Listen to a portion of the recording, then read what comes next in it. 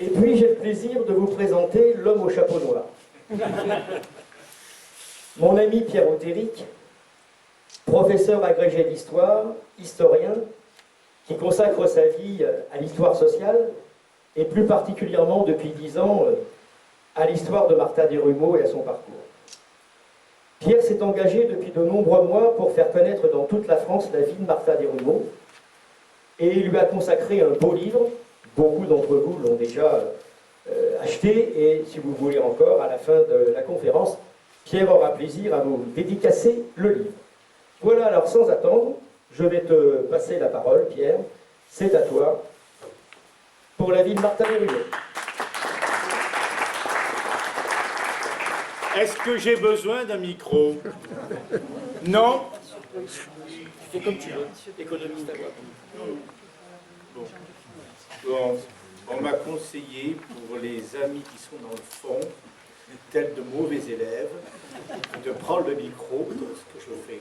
Merci, Alain, pour les mots que tu as dit, pour ta présentation. Merci de ta présence, ma chère Ginette, que je rencontre aujourd'hui, comme toi, Daniel, avec lesquels j'ai eu le plaisir de m'entretenir tout à l'heure. C'est le 11 et 12 novembre de l'an dernier que j'ai compris l'impact de Louis Manguine et de Martha Desrumaux dans votre département. Grâce tout d'abord à l'invitation de la mairie d'Evnos, et je voudrais remercier encore Blandine et Marianne de m'y avoir invité et de leur fraternité avec laquelle nous ont accueillis, y compris dans l'église d'Evnos, ce qui a pu surprendre certains, mais c'était très chaleureux, et je vous demande tous les deux de remercier le doyen d'Evnos qui était présent lors de cette conférence. Et le lendemain, ici, à la Bourse du Travail, avec Alain, qui d'abord m'a fait connaître ce lieu près de la gare, et grâce à lui, grâce à vous, j'ai pu mesurer que Louis et Martha, à la fin de leur vie, Martha avait déjà plus de 70 ans lorsqu'elle arrive dans le Var.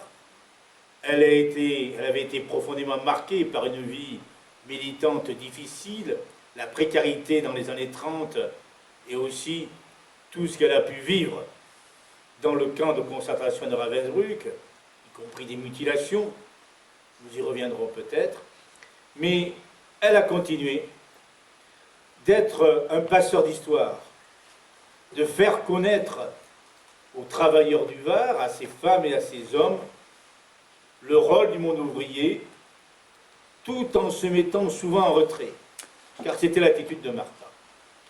Donc je suis très heureux de me retrouver parmi vous, aujourd'hui, en ce 11 avril, ici à Toulon. Et merci à l'Institut d'Histoire Sociale du Var de m'avoir invité. Et bien sûr, j'associe l'association des Amis de Martha Desrumaux et sa présidence Laurence Dubois,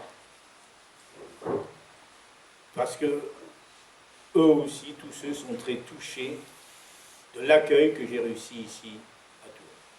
Martha Desrumaux, comme vous le savez, est née à la fin du XIXe siècle, en 1897, dans une famille ouvrière du nord de la France. Famille nombreuse, Martha Desrumaux était la 5e fille de cette famille de 7 enfants. Après elle, un petit frère est né en 1901. Le père de Martha était à cette époque ce qu'on appelle un républicain, avec un R majuscule. Dans cette époque troublée, où la République était encore menacée, son père s'était engagé à sa façon, dans les formes de l'époque, aux côtés des défenseurs de la République, et en particulier dans ces années 1905-1906.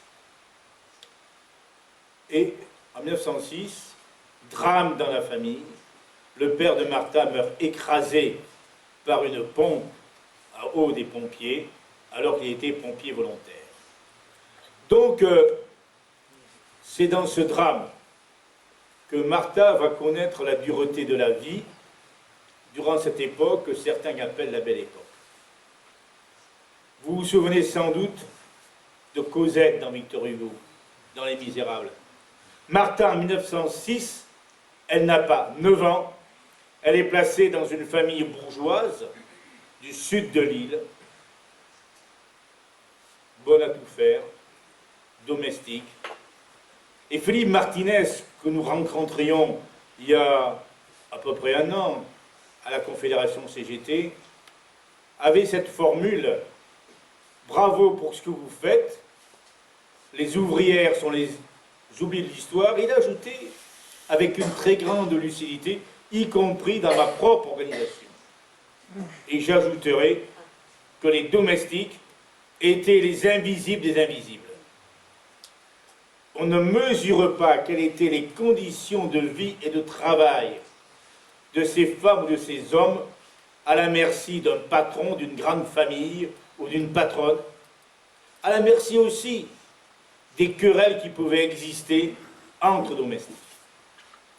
Et Martha, 2 ans après son arrivée dans cette maison, s'enfuit. Je ne peux pas vous dire, personne ne le sait, c'était son secret, pourquoi elle s'est enfuie. On peut tout supposer, mais peu importe. Imaginez-vous cette gamine d'une dizaine d'années qui fuit Fachtuménil pour rejoindre Comines, environ une trentaine de kilomètres. Elle ne sait ni lire ni écrire. Elle n'a fait qu'une seule fois se taler dans le sens inverse pour rejoindre cette famille. Et lorsqu'elle revient à Comines, auprès de sa famille, elle décide de devenir ouvrière. Et ce n'est pas rien comme choix. Pourquoi fait-elle ce choix? Parce qu'à l'époque, c'est la montée du mouvement ouvrier, son organisation, et je crois qu'elle ressent l'idée que dans cette organisation naissante, autour de la CGT entre autres, naissent les premières solidarités, la possibilité d'ouvrir un autre monde, un autre regard. Elle travaille en usine, dans les plus dures conditions, ou mouillée, comme on disait, en filature. Elle travaille le lin, qui était sans aucun doute la fibre la plus complexe à travailler. Nous sommes ici dans une région de mines. Gardanne n'est pas loin en plus pour le charbon. Vous savez, les mineurs étaient atteints de la silicose. Mais ce qu'on ne sait pas, c'est que les ouvriers, les ouvrières qui travaillaient le lin étaient eux aussi atteints de la silicose en ce début du XXe siècle où cette maladie n'était pas reconnue comme maladie professionnelle. Et donc, elle travaille là, elle n'a pas 13 ans, puisqu'on ne pouvait travailler pour son 13e anniversaire. Et vous avez à cette époque, le patronat aimait utiliser cette main-d'œuvre féminine ou enfantine, aux doigts habiles, très peu payée, et dans les familles, faire rentrer quelques sous de plus, ça permettait d'assurer un peu mieux la fin du mois. Mais elle fait un choix extraordinaire. Elle est née le 18 octobre. Quelques semaines plus tard, après son 13e anniversaire, où elle est officiellement embauchée, elle adhère à la CGT. Seulement, à cette époque, 8% de femmes étaient membres de la CGT. Imaginez-vous, et vous savez, malheureusement, ces regards ne sont pas totalement disparus, y compris dans l'organisation. Imaginez-vous ce qu'elle a pu entendre. Qu'est-ce que tu fais là, toi, la gamine? C'est pas toi qui va aller combattre les gardes mobiles et la police. Comment tu feras pour faire grève et tout? Elle a résisté à ce machisme qui existait dans le mouvement ouvrier, qui existait aussi dans toute la société française, mais même dans le mouvement ouvrier. N'oublions pas que nous vivions en France sur les lois du Code civil qui faisaient des femmes, des mineurs, assujettis à leur père, à leur grand frère, à leur mari ou à leur compagnon. Et dans l'entreprise aussi, bien sûr, à leur patron. Donc elle va essayer de renverser ces murailles. Et ça va être le combat de toute sa vie. Et déjà, elle a une conscience, comme on dit, de ses intérêts, une conscience de classe forte. Nous sommes le 1er août 1914. Elle travaille, elle a changé de lieu de travail, elle travaille dans la cartonnerie de la vallée de la Lys. La Lys, c'est le fleuve frontalier qui sépare le nord de la Belgique et qui traverse Comines. Elle apprend ce matin, comme ça se faisait beaucoup dans les ateliers, un camarade, un responsable, lisait rapidement le journal éditorial, et il y a une nouvelle qui bouleverse le monde du travail. Jaurès a été assassiné. La vallée de la Lys avait rencontré Jaurès quelques années auparavant, lors d'une enquête parlementaire en 1903, faite à Armentières, qui mettait en évidence les conditions de vie, d'habitation, de travail terribles des ouvriers textiles d'Armentières. Martha a participé au combat pour la défense de la paix, d'une façon ou d'une autre. Elle quitte subrepticement cette entreprise, court jusqu'à la Maison du Peuple, en gros on dirait la Bourse du travail locale de Comines. Elle met en berne le drapeau rouge. Symbole que cette guerre, que certains pensaient fraîche et joyeuse, sera une expérience douloureuse pour l'ensemble du mouvement ouvrier à son sens large, l'ensemble des petites gens, des ouvriers, des employés, des paysans, des artisans, des commerçants, des instituteurs, des petits fonctionnaires, qui vont subir cette guerre. Et Martha la subira d'autant plus qu'elle n'évacue pas, qu'elle reste à Comines au moins jusqu'en mai 1917, moment où, menace d'offensive britannique, les Allemands font évacuer Comines et Martha se retrouve à Lyon. C'est son premier grand voyage. Et Lyon n'est pas n'importe quelle ville. C'est la ville des canuts, des grandes luttes du XIXe siècle. 1831-1834, révolte des Camus, quartier de la Croix-Rousse, colline de la Croix-Rousse, bombardée par l'armée à 2 reprises. Et Martha trouve une entreprise au pied de la Croix-Rousse où elle travaille, elle va habiter dans la Croix-Rousse.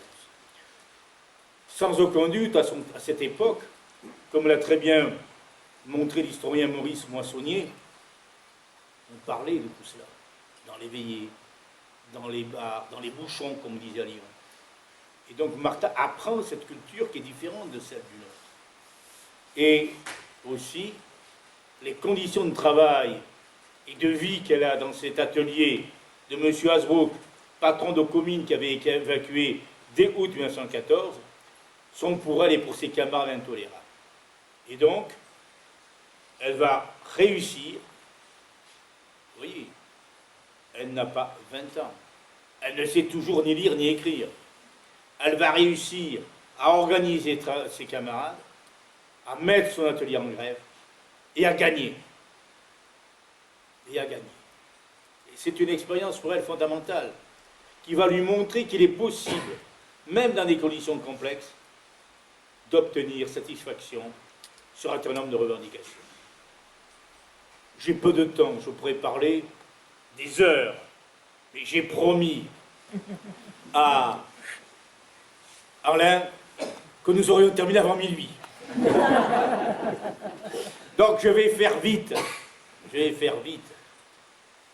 Mais au lendemain de la guerre, elle va participer à de nombreuses luttes dans le Nord, entre 20 et 24, pour défendre le peu de conquis qu'a eu le mouvement ouvrier, et en particulier pour défendre les salaires dévorés, mangés par l'inflation en 21, 22, 23, 24.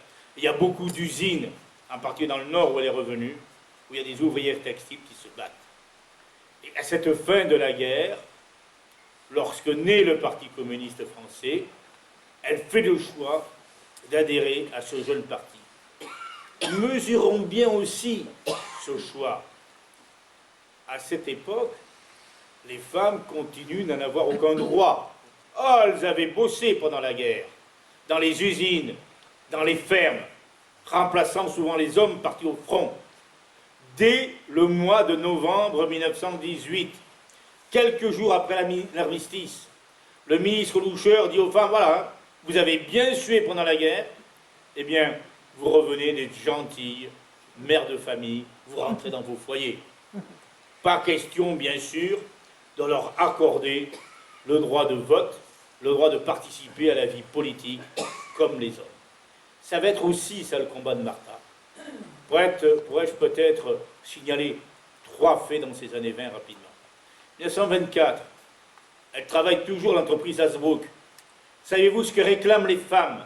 Ce qui montre quand même leurs conditions de travail. Elles réclament des tabliers de cuir et des galoches en bois. Pourquoi? Parce que s'il y a des anciennes ouvrières du textile à l'époque, même aujourd'hui encore, à l'époque, projection d'huile des machines, eau de la condensation, parce qu'il fallait humidité et chaleur pour éviter que les fibres textiles ne cassent, elles pataugeaient dans les flaques d'eau, elles ressortaient leur blouse trempée d'eau, y compris dans le froid de l'hiver. Et elles gagnent. Là encore, elles gagnent.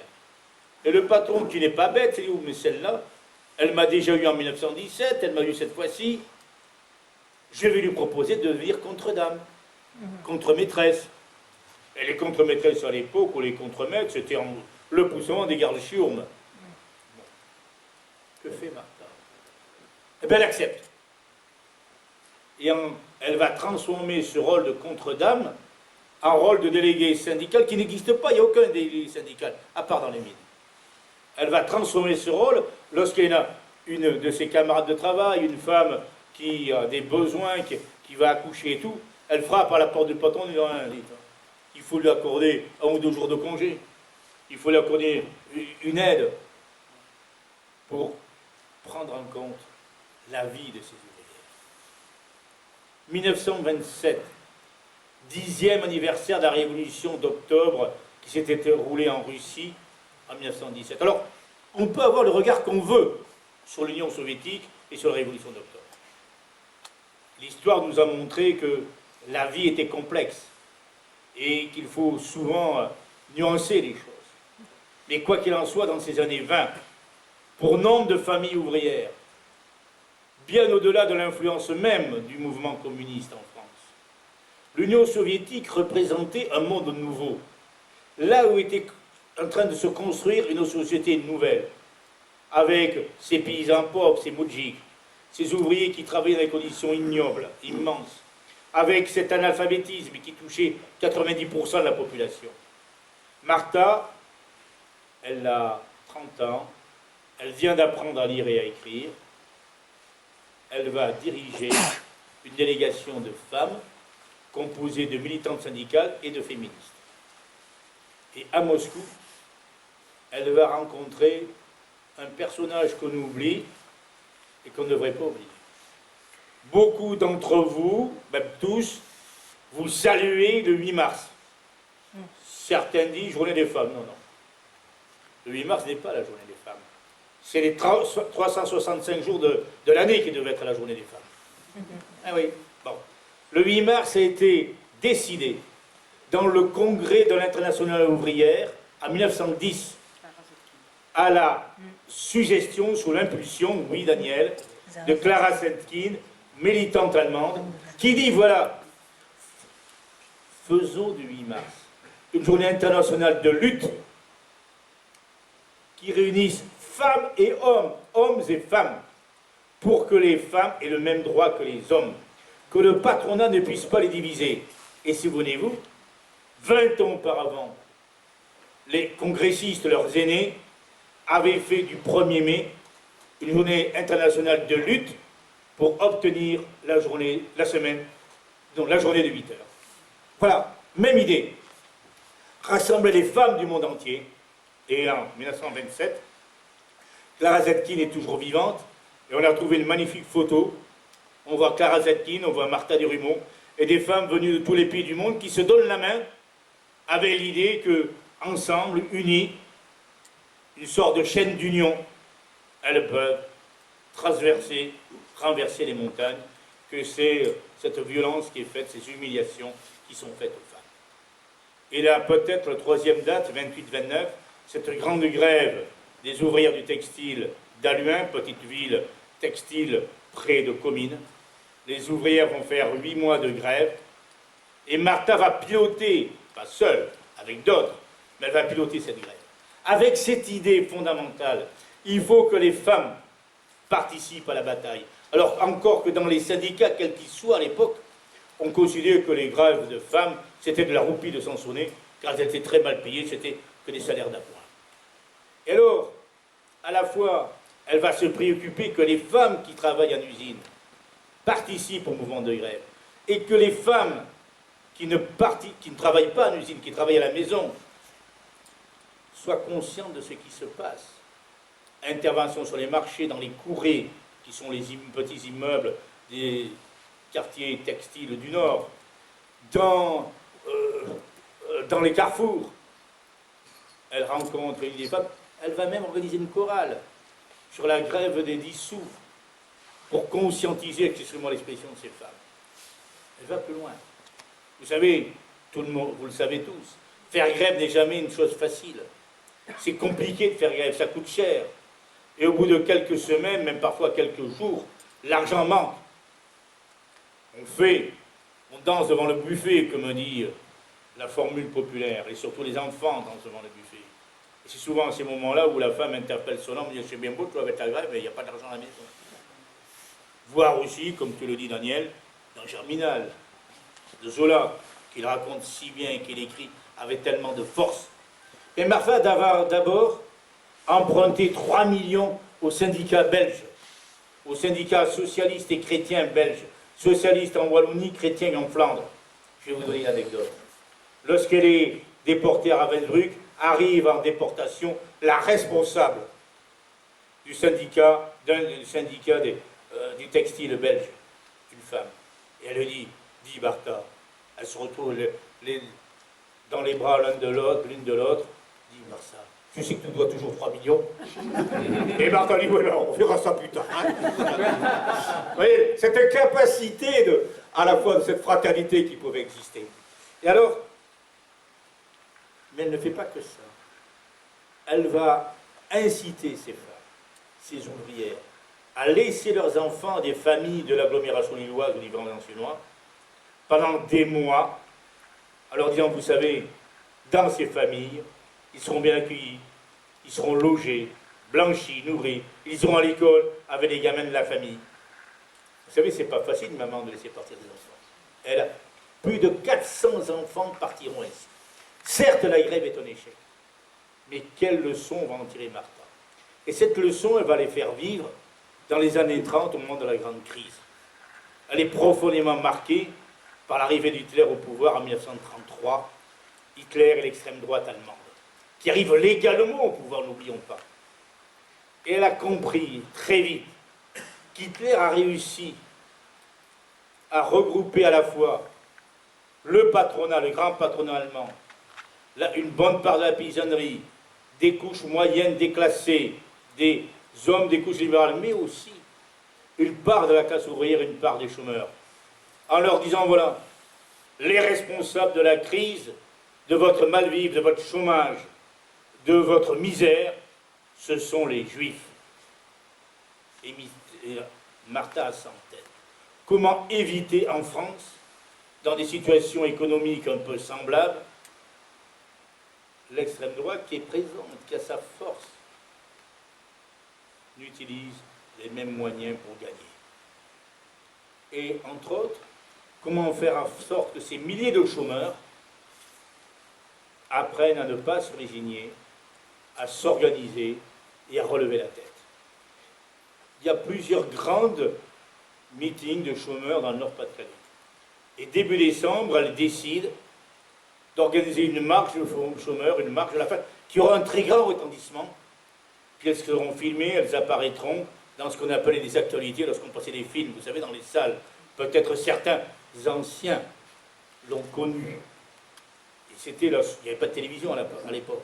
Il y avait peu de radio, c'était le seul moyen qu'on avait à connaître des nouvelles et avoir des images. Et on a des images de cette manifestation organisée, entre autres par Martha, entre Lille et Paris, plus de 200 km. Et le préfet dit non, pas question. Martha dit c'est pas grave. il refuse qu'il y ait il veut qu'il n'y ait que des groupes de 3. Et alors, que fait Martha? Ben, c'est pas grave. Un camarade tient la banderole à gauche, l'autre à droite, au milieu, un camarade avec un clairon et une trompette. On est en groupe de 3. On peut manifester. Et on sépare les groupes de 100 mètres, ça fait plus émeute. Et en même temps, comme ça, lorsqu'on traversera les villages ou les villes, ça durera plus longtemps. Ça a eu un sacré succès. Un sacré succès. Et ils arrivent à Saint-Denis, le préfet de police refuse qu'elle rentre dans Paris, plus de 6000 de travailleurs les attendent à Saint-Denis. Elles vont même réussir à pénétrer dans Paris pour reprendre un train les conduisant à Lille. C'est ça, cette capacité qu'avaient ces hommes et ces femmes, en particulier Martha, de saisir la réalité. Excusez-moi, je vais utiliser un terme du Nord, mais je pense qu'on se comprendra. Pour, comme on dit dans le Nord, retourner le bac sur le pourchaud. Je pense que tout le monde a compris la formule. Et c'est ainsi que tous ces combats dans lesquels participe Martha, qu'elle anime avec d'autres, et en particulier ces combats des femmes, vont conduire à ces grands moments que sont 1936. On peut me dire ce qu'on veut, hein. On peut trouver que ça ne servait à rien et tout, mais je ne vois pas beaucoup de gens disant que 36 ne sert à rien et qui refusent de prendre leur congé payé. Parce que les congés payés sont là, de cette mobilisation, de cette capacité de faire reculer la misère, la peur, le chômage et l'exploitation. Martha, donc, est de celle qui va mener 1936, et de plusieurs façons, je vais être assez bref là-dessus, excusez-moi, mais tout d'abord, si vous avez envie de voir un jour des images de Martha vivante, regardez le film de Jean Renoir, La vie est à nous. Ce film qui est un film de propagande, mais qui est un très beau film, intelligemment fait. Jean Renoir était un grand réalisateur. Et à la fin, 7 dirigeants du Parti communiste prennent la parole. Parmi les 7, une femme. Alors que les femmes n'ont pas le droit de vote. Alors que les femmes ne peuvent pas être candidates. Une femme prend la parole. C'est Martha Desrumaux. C'est l'ouvrière du Nord. Elle a fait un effort terrible. Elle qui parlait picard. J'aime pas le mot ch'ti. Le chi, c'est du picard. Mais elle qui parlait picard, parle un français impeccable. Elle a dû le bosser, son français. Bien. Et elle s'adresse aux femmes. Mère, fille, épouse, sœur. Interpellez vos maris, vos pères, vos fils, vos frères. Demandez-leur de voter pour les candidats du Front populaire, pour la paix, la liberté, le pain. C'est cela qu'a dit Martha, en 2 minutes. C'est un moment extraordinaire puisque, pour la première fois, une femme s'adresse aux autres femmes pour leur demander de participer d'une façon ou d'une autre à une bataille électorale. Au niveau général, il y en avait eu déjà dans telle ou telle ville, etc. Mais au niveau général. Peut-être le deuxième point, c'est, bien sûr, Martha va participer au congrès de Toulouse. Au congrès de Toulouse, en mars 1936, congrès de réunification de la CGT à la CGTU. Elle va prendre des responsabilités à la Fédération du Textile, à la Comité national exécutif de la CGT, et surtout au commission administrative de l'île du Nord. Il n'y avait pas beaucoup de commissions administratives à l'époque, il y aura des femmes. Hein. Bon, je crois même que c'est la seule. Et on a retrouvé une photo, ça aussi c'est tout le boulot que fait l'association. On voit Martha seule, entourée de 21 mecs. Ah, et bon, comme ça que c'est vécu. Hein. Bon. Et enfin, il y a ces grandes grèves. Tout le monde pense que les grèves en 1936 auraient été faciles, que nenni. Les organisations syndicales sont affaiblies, la peur règne, la résignation.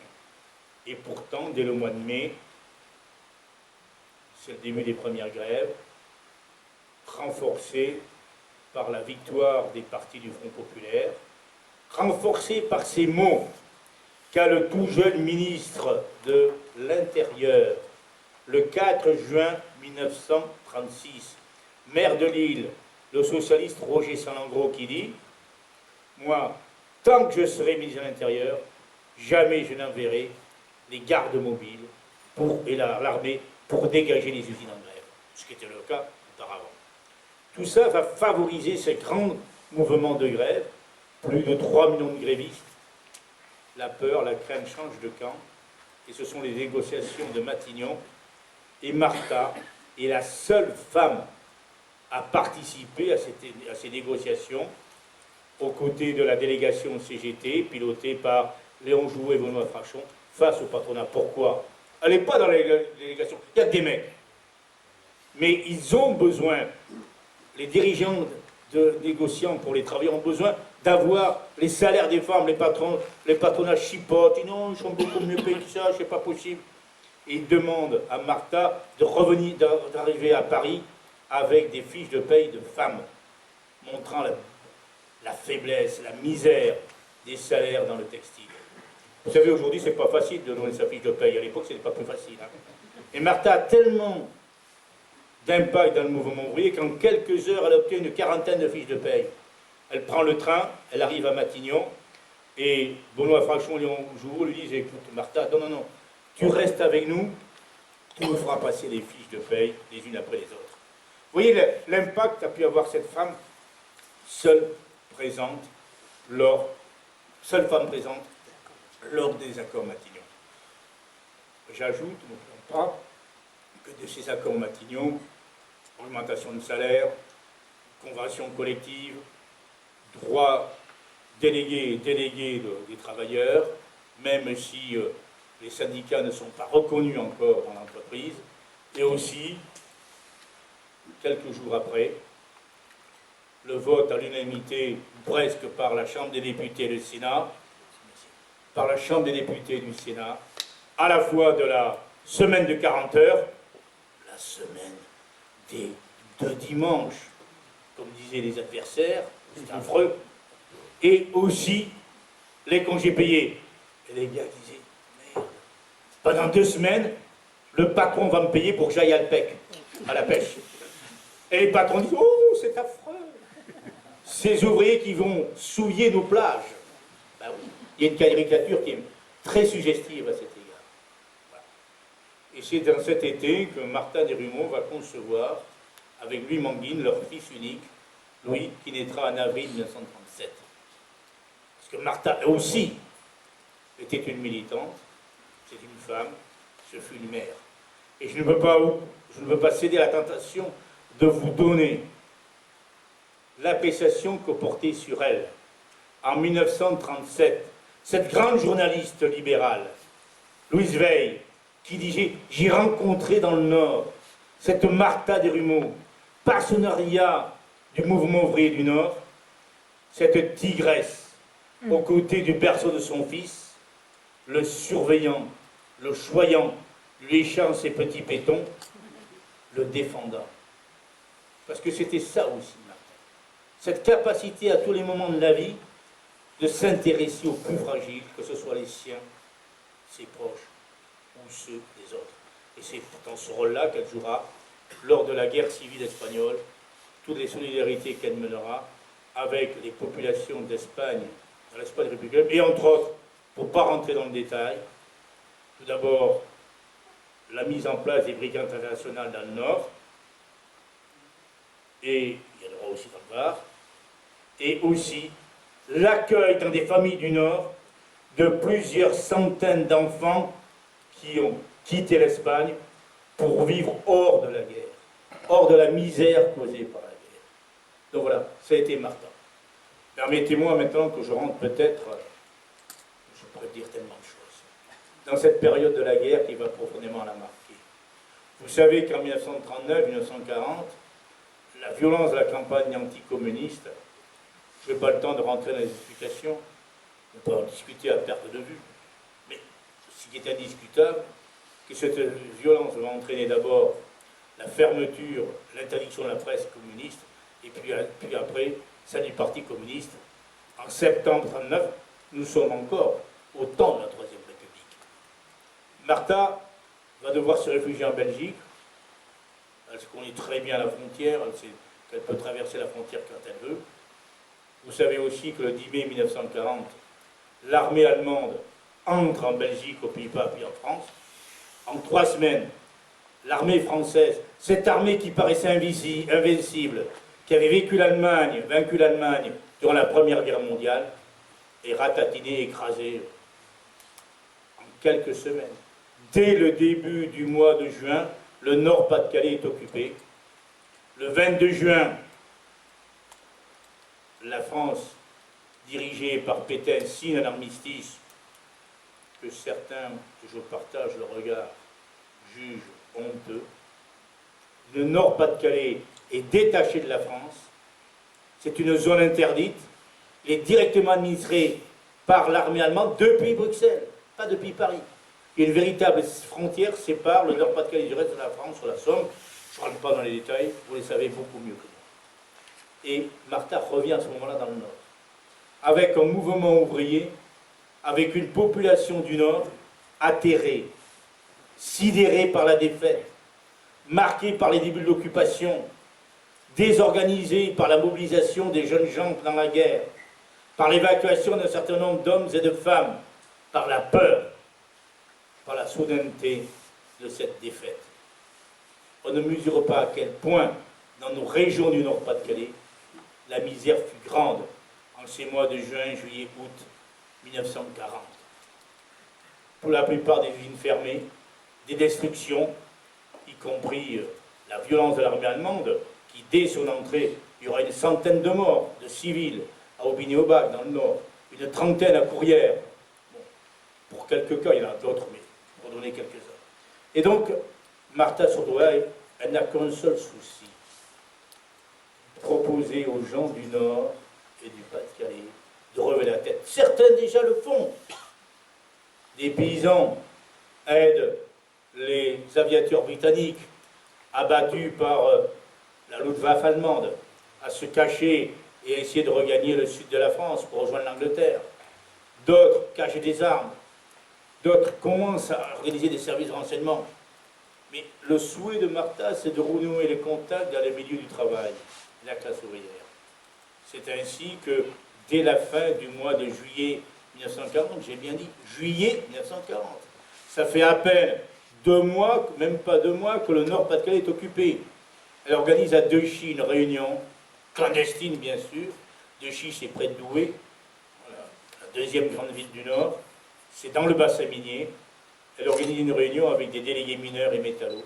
Alors elle dit voilà, il faut arrêter de geindre, il faut arrêter de gémir, il faut arrêter de plier la tête. Le charbon, c'est le pain de l'industrie. Les Allemands vous volent le charbon que vous extrayez dans les fosses. Il faut qu'on organise une grande grève des mineurs de Nord-Pas-de-Calais. C'est Martha qui en est l'initiatrice.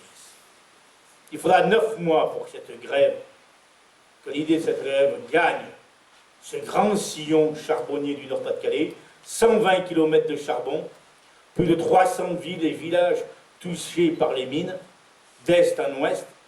C'est le Nord-Pas-de-Calais qui sont traversés par l'exploitation minière. La puissance de ces hommes, leur habitude à se battre, leur refus de résigner, malgré la présence de l'occupant, nombreux dans le Nord-Pas-de-Calais face à l'Angleterre, malgré l'attitude du patronat, prêt à collaborer avec les Allemands, au contraire de ce qui s'était passé durant la guerre 14-18, malgré l'administration française qui demeure présente, et les préfets liés à Vichy, malgré les démonstrations de tout genre, du 27 mai au 9 juin, les mines du Nord-Pas-de-Calais ne fonctionnent pas. Pas seulement les mines, mais aussi des usines métallurgiques, textiles et tout, dans ce sillon.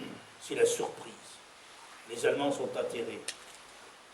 Les directeurs des mines ne savent pas comment faire. Surtout que les mineurs, ils ne bougent pas. Hein. Ils restent chez eux. Ils ne manifestent pas pour éviter la répression. Et le 4 juin, plus de 1500 femmes vont manifester autour de Lens, devant le siège d'une des grandes compagnies des mines, celle de Dourges, qui était établie Limoges. Elles manifestent sur un mot d'ordre. Je vous le dis en picard. Pas de carbone pour les Boches. Pas de charbon pour les Allemands. Donc, voilà. À la fois grève revendicative et grève qui aussi voulait secouer le joug que vous avez pesé l'occupant dans nos régions. C'est la plus grande grève de l'Europe occupée. Qui en a entendu parler ici? Vous inquiétez pas, dans le Nord c'est pareil. Bon, c'est ça un drame. Le premier convoi de déportés qui va rejoindre les camps de déportation en Allemagne, les camps de concentration, en particulier sur les Sachsenhausen au nord de Berlin, car école des SS, c'est dès la mi-juin. Les 244 mineurs du Nord-Pas-de-Calais. Qui le sait? Qui le dit? Notre peuple a été à l'avant-garde des mouvements de résistance avec d'autres. Parce que dans ces milieux, il y avait des commerçants, des artisans, des instituteurs, des maîtres d'école, des paysans. Mais il est au cœur de cette animation des grèves, des luttes, pour refuser l'inacceptable, l'occupation, et surtout l'occupation de ce régime d'extrême droite qui commençait dès l'été 1940 à pourchasser en France les juifs et les démocrates. Donc, c'est cela. Alors, je vais aller très vite, parce que sinon je vais me faire demander. Je suis à 40 minutes, j'ai encore quelques minutes. Quelques minutes. Toute la salle t'accorde encore du temps, il n'y a pas de problème. Bon. Alors, si je suis porté par la salle, ils ont eu tort. Là, voilà. Vous voyez, Martha est au cœur de cette résistance. Elle anime cette résistance. Elle, l'ouvrière, alors qu'elle ne savait pas faire du vélo, elle apprend à faire du vélo en quelques jours pour parcourir en vélo le bassin minier. C'est, entre autres, elle avec d'autres, bien sûr. Mais c'est elle qui pousse à cette grève. Nous arrivons au mois d'août 1941. La répression s'intensifie. Le préfet de Vichy, le préfet de Lille, Fernand Karl, fournit aux Allemands une liste de militants syndicalistes. 71 hommes, une seule femme, Martha. Et le 26 août au matin, Martha Durumont est arrêtée à Lille. Elle venait passer sa dernière nuit avec son fils. Elle ne le reverra pas pendant plus de 4 ans. Elle va être enfermée d'abord dans la prison de Los, et au début du mois de janvier, escortée par la Gestapo, si j'ose dire, elle va rejoindre le camp de Ravensbrück. Ravensbrück, au nord de Berlin, un froid glacial dès le mois d'octobre, jusqu'au mois d'avril-mai, des chaleurs insupportables l'été dans ce climat continental. Près de 100 000 femmes vont participer à cette déportation. Il faut être présent. D'une vingtaine de pays d'Europe. Les premières furent les Allemandes, les secondes, les Autrichiennes, et bientôt des femmes de tous les territoires occupés par l'armée du Troisième Reich. Martha arrive, elle est décidée à mourir. Lorsque les Allemands l'ont vue, les médecins l'ont vu, parce qu'à chaque convoi de déportés, il y avait des médecins qui contrôlaient l'état sanitaire des déportés. Cela, elle ne va pas survivre. Laissons-la mourir. Elle est envoyée au dispensaire avec une petite carte jaune qui voulait dire qu'il faut la laisser mourir. Mais tout de suite, des infirmières au dispensaire qui sont des résistantes, qui sont des antifascistes, qui sont là parce qu'on les oblige à être là, mais qui en même temps protègent, essaient de protéger les déportés comme elles peuvent. Elle retrouve Martha et dit, mais attends, cette femme est une grande dirigeante du mouvement progressiste, du mouvement antifasciste en France. Il faut la sauver, et ils vont la sauver.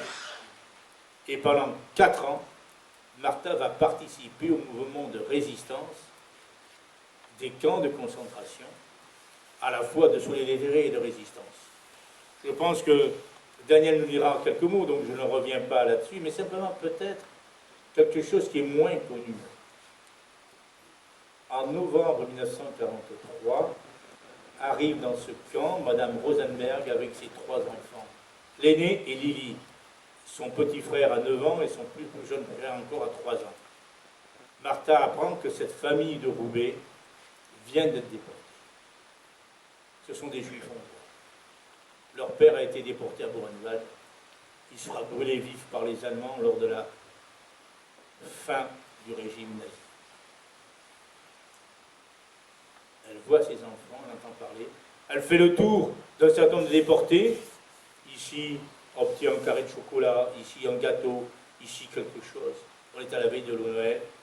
Pour que ces enfants puissent imaginer qu'il existe autre chose que le système concentrationnaire, qu'il existe autre chose que les aboiements des chiens et les hurlements des déportés, qu'il existe autre chose que les fouets des SS. Vous savez, j'ai rencontré une Ilénienne, qui est toujours présente, qui passe son temps dans toutes les écoles du Nord-Pas-de-Calais et de toute la France, à témoigner de ce que fut la déportation des enfants et du rôle de ces femmes, en particulier de Martha Desrumaux dans le camp de Ravensbrück. Elle raconte comment, après la Noël, ces femmes leur apprennent à chanter, leur donnent, oui, l'horreur, la déportation n'est pas le seul monde qui existe. Elle redonne espoir.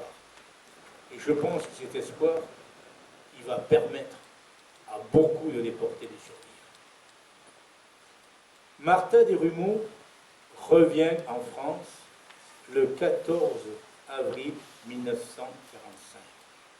Un échange a eu lieu sous la houlette de la Croix-Rouge danoise entre 300 officières SS faites prisonnières sur le front de l'Ouest et 300 déportés de Ravensbrück.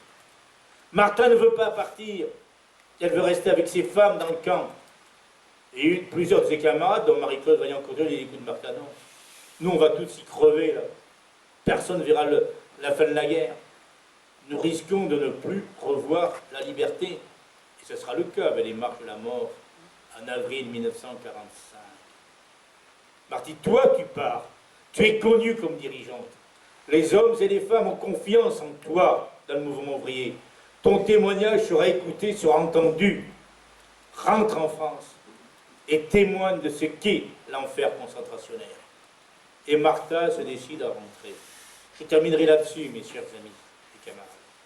Elle arrive à Paris le 14 avril 1945 dans un convoi regroupant 300 femmes. Ce témoignage, lorsque j'étais venu ici à Evnos, je ne le connaissais pas. Nous l'avons connu il y a 2 mois. Voilà ce que dit une des témoins, qui était ouvrière et qui avait participé à la résistance, qui se trouvait là, au milieu de nombreux mouvements de la résistance, et aux côtés du général de Gaulle, chef du gouvernement, du ministre de la déportation, Henri Freinet, du ministre de général Queny. Il y avait même une petite tribune qui avait été faite pour les prises de parole. Le train s'arrête. Silence. Tout le monde fait silence. Les portes du convoi s'ouvrent. Sortent des fantômes de femmes, des femmes amaigries, des femmes squelettiques, des femmes qui tiennent en peine debout, chancelantes. Certains même expireront sur le quai de la gare de Lyon. La plupart sont aidés par une infirmière, une bénévole. Et de ces femmes fantômes, une voix se monte, une voix crie. En écoutant cette voix, en voyant ces femmes, le général de Gaulle fait disparaître la petite tribune. Il ne prendra pas la parole, tellement qu'il est bouleversé. Que dit cette voix qui retentit sur les verrières de la gare de Lyon? Je suis Martha Desrumaux. Les nazis ne m'ont pas eu. C'est un triple cri. D'abord, c'est la première fois depuis son départ de France, le 11 janvier 1942, que Martha a la possibilité de dire son nom. À Ravensbrück, c'était qu'un numéro, un stuc, un morceau. Elle dit son nom. Elle existe encore comme femme. Et aussi, c'est l'idée qu'elle est survivante. mais que malgré tout ce qu'elle a pu voir, les tortures, les blessures dont elle a été victime et l'objet, elle n'a pas plié. Elle est restée debout, organisant la solidarité et la résistance. Les nazis ne l'ont pas eu. Et je crois que c'est ça qu'elle a en tête. Or, excusez-moi, et sinon je vais encore passer un temps fou, elle reprend ses responsabilités à la CGT, elle est candidate à la mairie de Lille dès le 29 avril, aux premières élections municipales, premières élections à laquelle les femmes ont le droit de voter. Elle-même devient députée. Elle retrouve sa place à la commission administrative de la CGT du Nez du Nord, dont elle devient co-secrétaire générale. Mais avant tout, elle a cette idée chevillée au corps que les femmes et les hommes doivent avoir les mêmes droits. Et c'est avec cette idée-là en tête qu'elle arrive dans votre ville, dans votre département, dans cette union départementale où elle témoigne, passeur d'histoire, de ce qu'elle a vécu, de ce qu'elle a pu faire dans ce siècle. Elle témoigne qu'il est toujours possible de relever la tête, même dans les conditions les plus difficiles. C'est pour ça que nous avons choisi, avec cet homme d'amis, et ce mouvement prend corps, et je vous remercie, quelle que soit votre culture, quelles que soient vos idées, quelles que soient vos organisations, de se rassembler autour de cette idée, que la classe ouvrière entre au Panthéon, une ouvrière au Panthéon, Martha Desrumaux. Merci.